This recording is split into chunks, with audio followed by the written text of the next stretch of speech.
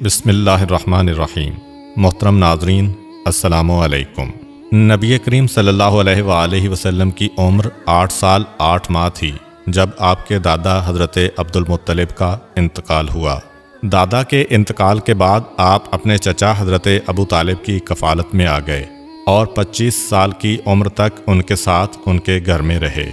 इस दौरान अपनी उम्र के 9वें या 11वें साल पैगम्बर इस्लाम तिजारत के सफ़र में अपने चचा अबू तालिब के साथ शाम गए। जिस वक्त हज़रत अबू तालिब ने तिजारत के लिए शाम जाने का इरादा किया, उस वक्त अरब में इंतहाई गर्मी पड़ रही थी। बिलखुसूस मक्के से शाम तक का रास्ता इंतहाई गर्म रास्ता था। सफ़र के लिहाज से बदतरीन मौसम था, मगर तिजारत के एतबार से बेहतरीन मौसम था। हज़रत अबू तालिब के ऊपर पूरे ख़ानदान की ज़िम्मेदारी थी, बल्कि खाना काबा में आने वाले मेहमानों का सारा ख़र्चा भी जनाब अबू तालिब बर्दाश्त करते थे। इसलिए तिजारत के सफ़र पर जाना ज़रूरी था। हज़रत अबू तालिब तिजारत के सफ़र की तैयारी कर रहे हैं। ख़ानदान के बुज़ुर्ग ये देखकर हैरान हो गए कि अबू तालिब की तैयारी इस तरह है कि जैसे अपने भतीजे को भी साथ ले जाना चाह रहे हैं। ख़ानदान के साथी एक दफ़ा घबरा गए और कहा कि ए अबू तालिब, क्या इरादा है? क्या अपने यतीम भतीजे को भी साथ ले जाओगे? हज़रत अबू तालिब ने कहा, बेशक। ख़ानदान के बुज़ुर्ग कहते हैं कि ये क्या गज़ब कर रहे हो? रास्ता इतना ख़तरनाक है कि जवान आदमी के लिए ये रास्ता तय करना मुश्किल है, और कहाँ 10 या 12 साल के बच्चे को तुम इतनी जहमत और परेशानी में लेके जाओगे? सहराई रास्ता है, पानी नहीं मिलता, गर्मी इंतहाई शदीद होती है, चोरों और डाकुओं का ख़तरा होता है, सवारी के जानवर रास्ते में गिर गिर के मरते रहते हैं। अपने भतीजे को इस जहमत में कहाँ मुब्तला करोगे? हज़रत अबू तालिब कहते हैं कि कुछ भी हो जाए, मैं अपने भतीजे को अपने साथ ही लेके जाऊंगा। यहाँ कौन है कि जिसके हवाले मैं अपना भतीजा करके जाऊं? क्या तुम्हें पता नहीं कि मेरे लिए अब मेरी जान से ज़्यादा कीमती मेरा भतीजा है? और उसी वक्त मेरे दिल को यकीन और सुकून होगा जब मेरा भतीजा मेरे साथ साथ रहे। ये एक अमानत है कि जो मेरे सुपुर्द की गई है। जनाब अबू तालिब का अज़्म और इरादा देखकर ख़ानदान के लोग खामोश हो गए। हज़रत अबू तालिब ने पैगम्बर इस्लाम को ले जाने का इरादा कर लिया, क्योंकि यहाँ छोड़कर जाएं तो दुश्मनों का खौफ और ख़तरा है। ख़ानदान वाले कितनी ही हिफाजत करें, मगर वो तो इस तरह हिफाजत करेंगे जैसे बुज़ुर्ग बच्चों की हिफाजत करते हैं। और हज़रत अबू तालिब को मालूम है कि ये एक आम बच्चा नहीं है, क्योंकि आम बच्चे की हिफाजत इस तरह की जाती है कि कहीं रास्ता न भूल जाए, कोई जानवर हमला न कर दे, और ज़्यादा से ज़्यादा ये कि कोई अगवा करने वाला उठाकर न ले जाए। मगर इस तरह तो हिफाजत नहीं हो सकती कि यहूदी, ईसाई और काहिन सब दुश्मन हैं। इन सब से बच्चे को बचाना है। इस तरह बच्चे की हिफाजत कौन करेगा? हज़रत अबू तालिब एक तरफ तो इरादा कर रहे हैं कि मैं अपने भतीजे को लेके जाऊंगा, क्योंकि इसके अलावा हिफाजत का और कोई रास्ता नहीं है। दूसरी जानिब ये भी दिल में ख्याल है कि यह रास्ता कितना तकलीफ़देह रास्ता है। अपने यतीम भतीजे को इस जहमत में कैसे डालूं? मगर और कोई हल नज़र नहीं आ रहा। अपनी हद तक एहतियात की और ऊँट पर सवारी के लिए एक इंतहाई आरामदेह महमल बनाई। काफ़िला तैयार होकर मक्के से निकला। हज़रत अबू तालिब का दिल धड़क रहा है कि थोड़ी दूर के बाद सहराई इलाका शुरू हो जाएगा। इंतहाई बंजर और वीरान पहाड़ियाँ हैं। धूप की शिद्दत से इस तरह तपती हैं कि जैसे आग में डाल के निकाला गया हो। दूर दूर तक पानी नहीं मिलता। अगर मेरा भतीजा किसी परेशानी में मुब्तला हो गया तो ऐसा ना हो कि मैं मुजरम करार पाऊँ। लेकिन थोड़ी दूर ये काफ़िला गया था, हज़रत अबू तालिब की परेशानी हैरत में बदलने लगी कि ये आज क्या वाक़यात पेश आ रहे हैं। चारों तरफ इंतहाई शदीद गर्मी है, लू के झक्कड़ चल रहे हैं, मगर मेरे भतीजे के सर पे बादलों का एक टुकड़ा इस अंदाज से आके साया कर रहा है कि उसकी रहमत के साए में सारा काफ़िला आ चुका है। परवरदिगारे आलम का वो रसूल जिसे रहमतल लिल आलमीन बनना है, उसको ये सहूलत भी मिल रही है, तो अकेले रसूल इसका हिस्सा नहीं ले रहे, सारे साथियों को शरीक कर रहे हैं। बादलों का टुकड़ा पूरे काफ़िले के सर पे साया कर रहा है, और साया भी ऐसा कि इंतहाई ठंडी ठंडी हवा इस तरह निकल रही है कि जैसे सर के ऊपर बर्फ़ का टुकड़ा चला जा रहा है। गर्म मौसम, जलती हुई लू और तेज़ और तपती हुई धूप में अगर किसी को ऐसा मकाम मिल जाए, उससे पूछिए कि कितना लुत्फ़ व मज़ा आता है। سارا قافلہ حیران ہے، البتہ قافلہ یہ سمجھ نہیں پا رہا کہ اس کا سبب کون ہے۔ ابو طالب کو پتہ ہے کہ اس کا سبب کون ہے۔ اب اطمینان ہوا کہ دل میں جو خیال آیا تھا وہ کتنا غلط تھا۔ میں یہ سمجھ رہا تھا کہ بچے کی حفاظت مجھے کرنا ہے، یہ تو ذہن سے نکل ہی گیا کہ خدا کا نمائندہ ہے، اس کی حفاظت پروردگار عالم کرے گا۔ اگر یہ کسی قافلے میں بھی جائے تو قافلے والوں کا احسان اس پر نہیں ہوگا، بلکہ اس کی وجہ سے سارے قافلے والوں کو رحمتیں ملیں گی۔ اب یہ قافلہ چلا اور معجزات کے ساتھ چلا۔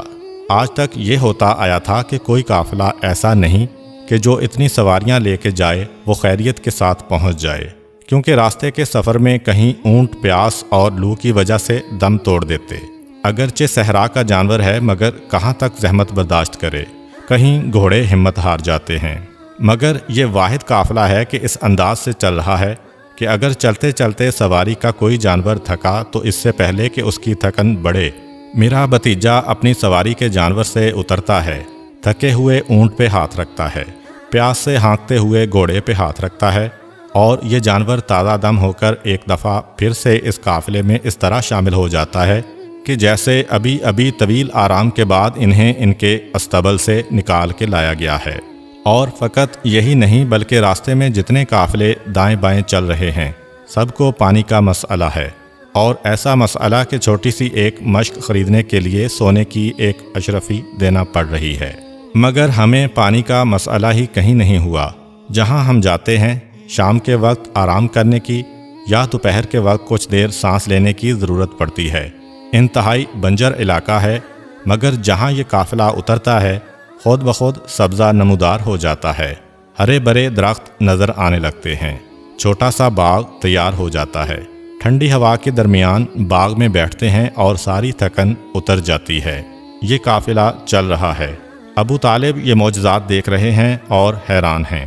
ان کا اطمینان بڑھتا جا رہا ہے کہ میں نے بالکل صحیح فیصلہ کیا تھا، نہ صرف یہ کہ میرا بھتیجا میرے سامنے ہے بلکہ اس کی برکت سے ہماری پریشانیاں دور ہوتی جا رہی ہیں۔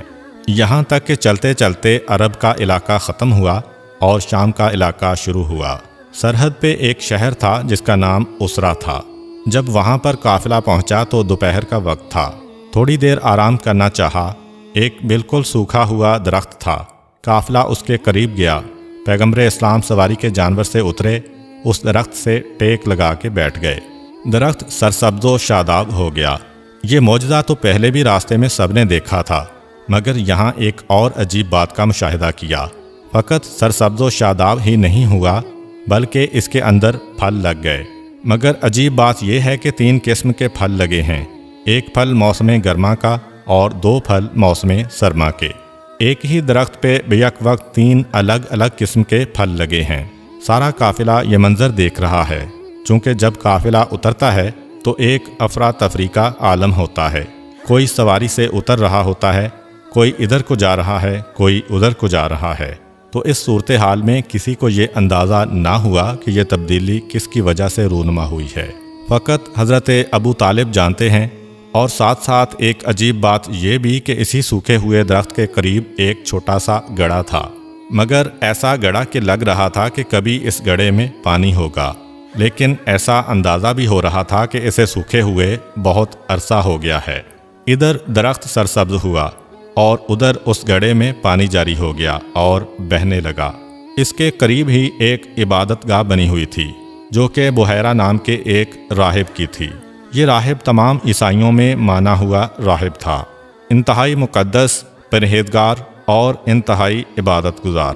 سالوں سے آج تک یہ اپنی عبادت گاہ سے باہر نہیں نکلا تھا، مگر آج جب کہ وہ اپنی عبادت میں مصروف ہے، ایک مرتبہ اسے ایسا لگا کہ جیسے میری عبادت گاہ میں زلزلہ سا آیا ہو۔ بحیرہ کو ایسا لگا کہ جیسے میری عبادت گاہ ہلی ہو، اور فقط ہلی ہی نہیں بلکہ ایسا محسوس ہوا جیسے اپنی جگہ سے تھوڑا آگے بڑھی ہو۔ اور باقی لوگوں کو تو یہ اندازہ ہی نہیں ہو سکا، مگر بحیرہ راہب بھی ہے اور اس انتظار میں بیٹھا ہے کہ یہ واقعہ کب پیش آتا ہے۔ پتہ نہیں کتنے سال گزر گئے، وہ اسی انتظار میں بیٹھا ہے کہ وہ دن کب آتا ہے کہ میری عبادت گاہ ذرا سی ہلے گی اور تھوڑا آگے بڑھے گی۔ یہ 2 واقعات اس نے دیکھے، فوراً دروازہ کھول کر باہر آیا۔ اور باہر آتے ہی اس کی نگاہ بے یک وقت 3 چیزوں پر پڑی۔ آسمان پر بادلوں کا ٹکڑا ایسے وقت میں نظر آیا جب اس کے ہونے کا کوئی امکان نہیں تھا۔ دوپہر کا وقت ہے، سورج پوری شدت سے چمک رہا ہے، گرمی کا موسم ہے اور اس موسم میں یہاں پہ کبھی بادل نظر نہیں آتا۔ وہ سوکھا ہوا درخت جو اس کی کھڑکی کے سامنے تھا اور یہ روزانہ کھڑکی سے دیکھا کرتا تھا، آج سرسبز نظر آیا، اور سرسبز بھی ایسا کہ 3 مختلف پھل لگے ہوئے ہیں، اور ساتھ ساتھ ایک بہتی ہوئی ندی بھی اس کو نظر آئی۔ بے یک وقت 3 معجزات اس کی آنکھوں کے سامنے آئے، اور تینوں عجیب و غریب واقعات ہیں۔ سمجھ گیا کہ وہ گوہر مقصود آ گیا ہے جس کا میں انتظار کر رہا تھا، وہ آ گیا ہے کہ جس کو دیکھنے کے لیے میری آنکھیں پتھرائی جا رہی تھیں۔ اب چاروں طرف دیکھتے ہوئے اس نے پہچان لیا کہ یہاں پر وہ کون ہے جو میرا مقصود ہے۔ اس بچے کو دیکھا اور ایک مرتبہ اپنی عبادت گاہ میں جاتا ہے اور اپنے ہاتھوں سے ایک آدمی کا کھانا تیار کیا، بلکہ ایک آدمی سے بھی کم کا۔ 5 نشانیاں یہ دیکھ چکا ہے، 6واں معجزہ یہ دیکھنا چاہتا ہے۔ ایک آدمی سے کم کا کھانا تیار کیا اور کھانا لے کے باہر آیا، سارے قافلے کو دیکھتے ہوئے چلا، اس بچے کے قریب پہنچا۔ بحیرہ جیسے ہی اس بچے کے قریب آیا تو جناب ابو طالب تڑپ کر آگے آئے، کیونکہ حضرت ابو طالب کے سپرد یہ ذمہ داری کی گئی تھی کہ تمام دشمنوں سے، بالخصوص یہودی عالموں اور عیسائی راہبوں سے اس بچے کو بچانا ہے۔ چنانچہ فوراً آگے آئے، ایسا نہ ہو کہ یہ میرے بھتیجے کو کوئی نقصان پہنچا دے۔ اگرچہ ابو طالب کو یہ یقین کامل ہے کہ پروردگار عالم حفاظت کر رہا ہے، مگر دلی محبت کی وجہ سے آگے آئے اور اپنے بھتیجے کے قریب آ کر کھڑے ہو گئے۔ بحیرہ کو پتہ چلا کہ یہ بچہ تنہا نہیں ہے، اس کا محافظ بھی ساتھ ہے۔ یہ بھی اس کو معلوم تھا کہ میں جس کی تلاش میں ہوں وہ اکیلا نہیں ہوگا۔ چنانچہ دل میں خیال آیا، ایک اور نشانی پوری ہوئی۔ سوال کرتا ہے کہ یہ کون ہے؟ جناب ابو طالب نے کہا کہ یہ میرا فرزند ہے۔ بحیرہ نے کہا کہ میں یہ چاہتا ہوں کہ اس وقت اس کی دعوت کروں، کیا میں یہ کھانا اسے کھلا سکتا ہوں؟ حضرت ابو طالب نے اجازت دے دی۔ بظاہر یہ بات بڑی عجیب لگ رہی ہے کہ یوں تو حضرت ابو طالب اتنی حفاظت کر رہے ہیں، مگر کھانے کی بات آئی تو فوراً اجازت دے دی، حالانکہ اس زمانے میں کسی کو نقصان پہنچانے کا یہ سب سے آسان طریقہ تھا۔ مگر اجازت اس لیے دی کیونکہ حضرت ابو طالب دیکھ چکے تھے کہ جب یہودی علماء نے پیغمبر اسلام کو دعوت دے کر بلایا اور نقصان دہ کھانا پیغمبر اسلام کو کھلانے کی کوشش کی گئی، مگر کھلانے والے کا ہاتھ دائیں بائیں جا رہا ہے، مگر پیغمبر کے ہونٹوں تک نہیں پہنچ رہا، تو ابو طالب کو یقین کامل ہے کہ کھانے میں اگر کوئی خرابی ہوگی تو میرے بھتیجے کو کوئی نقصان نہیں پہنچے گا۔ اب پیغمبر کے سامنے یہ کھانا رکھا گیا۔ پیغمبر اسلام نے یہ کھانا دیکھا اور بحیرہ سے کہا کہ میں اکیلا نہیں ہوں، میرے ساتھ میرے ساتھی ہیں، یہ کیسے ممکن ہے کہ میں اکیلا دسترخوان پر بیٹھ جاؤں؟ اب یہاں پر 2 روایتیں ہیں، پہلی یہ کہ بحیرہ نے جان بوجھ کر کم کھانا تیار کیا تھا، اور دوسری یہ کہ وہ پیغمبر اسلام کی دعوت کرنا چاہتا تھا، لیکن اتنے بڑے قافلے کے لیے کھانا تیار کرنا اس کے بس میں نہ تھا۔ چنانچہ جب رسول خدا نے کہا کہ میرے ساتھ میرے ساتھی بھی ہیں تو بحیرہ پریشان ہو گیا کہ اب کیا کیا جائے۔ پیغمبر اسلام کو کہتا ہے کہ میں نے آپ کی دعوت کی تھی اور میری اتنی حیثیت نہیں کہ میں ان سب کے لیے کھانا تیار کر سکوں۔ پیغمبر اسلام نے کہا کہ اچھا تو فقط مجھے اتنی اجازت دے دے کہ میں جس کو چاہوں اس کھانے میں شریک کر سکوں، یعنی میں تجھ سے یہ نہیں کہتا کہ سب کے لیے کھانا تیار کر کے لے آؤ، میں اپنے حصے میں سے دینے کے لیے تیار ہوں، لیکن پہلے تو مجھے اجازت دے دے۔ بحیرہ نے کہا کہ ہاں آپ کو اجازت ہے۔ پیغمبر اسلام نے سارے قافلے والوں سے کہا کہ آؤ آ کر یہاں بیٹھو اور میرے ساتھ کھانا کھاؤ۔ اگر کوئی بڑا یہ بات کہتا تو قافلے والے ایک دفعہ غصے میں آ جاتے کہ ایک آدمی سے بھی کم کا کھانا ہے اور ہمیں بلا رہے ہو، کیا ہمارا مذاق اڑا رہے ہو؟ مگر جیسا کہ آپ کو پتہ ہے کہ بچوں کی بہت سی باتیں انسان یوں بھی برداشت کر لیتا ہے۔ اب قافلے والوں کو تو معرفت نہیں ہے، چنانچہ سارا قافلہ آ گیا۔ بچے نے کہا ہے اور اس کی وجہ سے ہمیں فائدہ بھی بہت ہوا ہے، چلو کھانے میں شریک ہو جاتے ہیں۔ قافلہ الگ حیران ہے اور بحیرہ الگ پریشان ہے، اور ساتھ ساتھ خوش بھی ہے۔ جب یہ منظر دیکھا کہ 170 آدمی یہ کہہ کر کھڑے ہو گئے کہ آج ہم نے پہلی مرتبہ سفر میں پیٹ بھر کے کھانا کھایا ہے، مگر کھانا اتنے کا اتنا ہی پڑا ہے اور اسی حالت میں باقی ہے۔ بحیرہ نے جب یہ منظر دیکھا تو اسے یقین ہو گیا کہ میں صحیح منزل پہ پہنچ گیا ہوں۔ ہاتھ میں پنکھا لے کر اپنی عبادت گاہ سے باہر آیا تھا۔ پیغمبر اسلام کے پیچھے کھڑے ہو کر پنکھے کو ہلا رہا ہے۔ اب جو بحیرہ کو نہیں جانتے انہیں تو زیادہ حیرت نہیں ہوئی، مگر پھر بھی حیرت تھی کہ 10 سال کا بچہ ہے، 200 سال کا بزرگ اس کے پیچھے کھڑے ہو کر پنکھا ہلا رہا ہے۔ مگر جو لوگ بحیرہ کو جانتے ہیں کہ یہاں سے لے کر شام تک اس کی عبادت کے ڈنکے بجتے ہیں، سارا شام اس کی عزت کرتا ہے، اور یہ 10 سال کے اس بچے کی اس طرح سے خدمت کر رہا ہے، حیران ہو کر کہا کہ اے ہمارے آقا، آپ اور اس انداز سے اس بچے کی خدمت کر رہے ہیں، ہم اس سے پہلے بھی 20 دفعہ یہاں سے گزرے ہیں، اور ہم اس تمنا میں مرے جاتے تھے کہ کاش ایک مرتبہ آپ کے چہرے کی زیارت کر لیں، تو آپ کے چہرے کی زیارت نہیں ہوتی تھی، اور آج یہ کہ آپ عبادت گاہ سے باہر آئے، اپنے ہاتھ سے کھانا پکا کر لائے اور اس بچے کی اتنی خدمت کر رہے ہیں، اس کا سبب کیا ہے؟ بحیرہ کہتا ہے کہ تمہیں کیا پتا کہ میں نے اپنی آنکھوں سے کیا منظر دیکھا ہے؟ میں نے اپنی عبادت گاہ کی حرکت کو بھی دیکھا، میں نے آسمان کے بادل کو بھی دیکھا، ساتھ ساتھ میں نے یہ بھی دیکھا کہ جب یہ بچہ اس مقام پر بیٹھا تھا تو آسمان سے کچھ لوگ اتر کے آ رہے تھے جن کے ہاتھ میں یاقوت و زبرجد کے پنکھے تھے، اور وہ اس بچے کو پنکھا جل رہے تھے۔ میں نے چاہا کہ میں بھی اس عبادت میں شریک ہو جاؤں۔ بحیرہ راہب کے ماننے والے عیسائی اس سے پوچھتے ہیں کہ یہ بچہ کون ہے؟ کہا کہ میں کب سے اس کا انتظار کر رہا تھا، کیونکہ انبیاء کے صحیفوں میں لکھا ہے کہ جب کوئی بچہ اس درخت کے نیچے آ کے بیٹھے اور یہ درخت سرسبز و شاداب ہو جائے، اس طرح سے کہ اس میں 2 موسموں کے پھل ایک وقت میں لگ جائیں، اور جب اس ندی میں پانی جاری ہو جائے۔ لوگ پوچھتے ہیں کہ یہ ندی کون سی ہے؟ کہا کہ پروردگار عالم نے بنی اسرائیل کے لیے صحرا میں اس ندی کو جاری کیا تھا، مگر جب بنی اسرائیل کے لوگوں نے خدا کی نافرمانی کی تو حضرت شمعون نبی نے بددعا کی اور کہا کہ پانی کی یہ نعمت تم سے واپس لی جاتی ہے، اور اب یہ پانی اس دن تک سوکھا رہے گا جب تک کہ اللہ کا آخری نبی اس کے قریب آ کر نہیں بیٹھے گا۔ جب یہ درخت سرسبز ہو جائے اور اس ندی میں پانی جاری ہو جائے، وہ اللہ کا آخری نبی ہوگا، وہ تمام انبیاء کا سردار ہوگا، اور جو اس کا کلمہ پڑھ لے دنیا و آخرت دونوں میں اس کو نجات ملے گی۔ اپنے ساتھیوں سے گفتگو کرنے کے بعد بحیرہ حضرت ابو طالب کی طرف آیا اور کہا کہ پھر بتائیے یہ کون ہے؟ جواب دیا یہ میرا بیٹا ہے۔ بحیرہ کہتا ہے ہرگز نہیں، یہ آپ کا بیٹا نہیں ہو سکتا، اس لیے کہ جو نشانیاں میرے پاس ہیں وہ کچھ اور بتا رہی ہیں۔ جناب ابو طالب نے کہا کہ ہاں، میرا سگا بیٹا تو نہیں ہے، مگر میرے سگے بھائی کا بیٹا ہے، یعنی میرا بھتیجا ہے۔ بحیرہ کہتا ہے کہ اس کے والد کہاں ہیں؟ جواب دیا کہ وہ تو اس کی پیدائش سے 6 مہینے پہلے انتقال کر چکے ہیں۔ ماں کہاں ہے؟ کہا کہ جب یہ بچہ 6 سال کا تھا تو ماں کا انتقال ہو گیا تھا۔ بحیرہ کہتا ہے کہ اے ابو طالب، خدا کی قسم اگر آپ کو صحیح معنوں میں معلوم ہو جاتا کہ یہ بچہ کون ہے تو آپ کبھی اس کو گھر سے باہر نہ نکالتے۔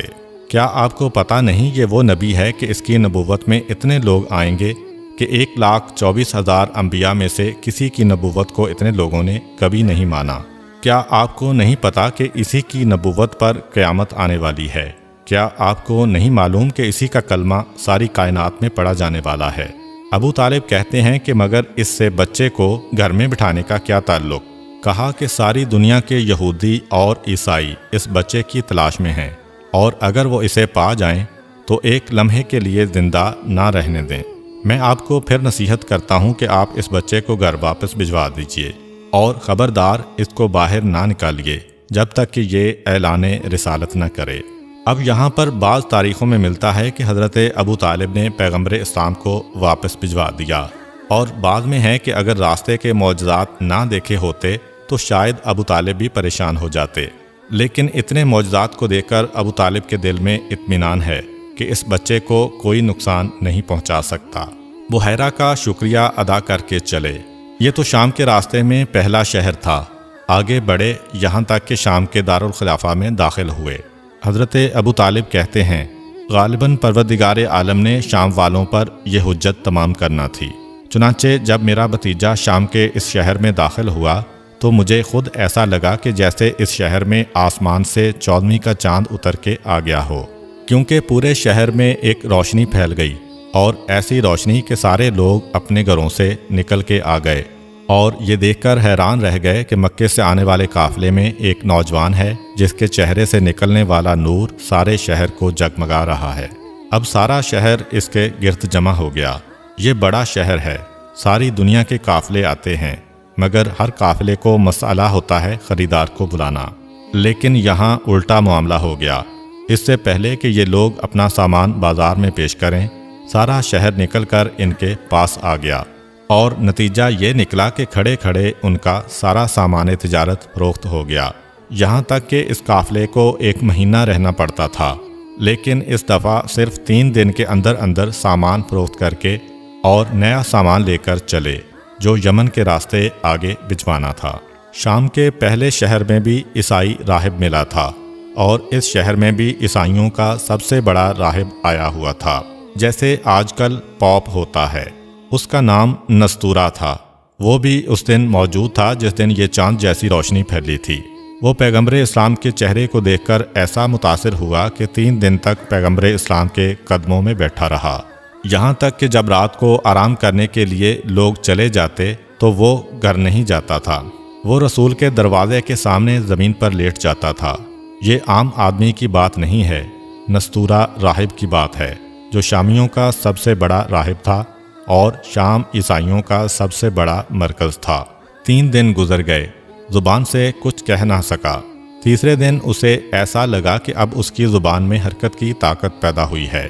وہ حضرت ابو طالب کے پاس گیا، کہا کہ صرف ایک اجازت چاہتا ہوں، اور وہ اجازت یہ ہے کہ اس جوان کے کاندھے سے ذرا کرتا ہٹانا۔ جناب ابو طالب نے 3 دن اس کا جذبہ دیکھا تھا، اس لیے کرتا ہٹایا۔ مہر نبوت پر اس کی نگاہ پڑی تو بے اختیار ٹوٹ پڑا اور مسلسل بوسے لینے لگا، اور جلدی سے مہر نبوت کو چھپایا اور ابو طالب سے کہا کہ خبردار، آئندہ نہ اسے کبھی مکہ سے باہر لانا، نہ مکے میں کسی کو یہ مہر نبوت دیکھنے دینا۔ اگر کسی اور نے اس کو دیکھ لیا تو اس بچے کی جان بچنا بہت مشکل ہے۔ اسی قافلے میں کچھ لوگ اور تھے، یہ لوگ کہہ رہے تھے کہ ہم اس قافلے میں تھے مگر ہمارا گروہ ذرا الگ تھا۔ سارے شہر کے لوگ تو پیغمبر اسلام اور نستورہ راہب کی طرف مصروف تھے۔ یہ اس سب کو چھوڑ کر شہر کے باہر گھومنے لگے۔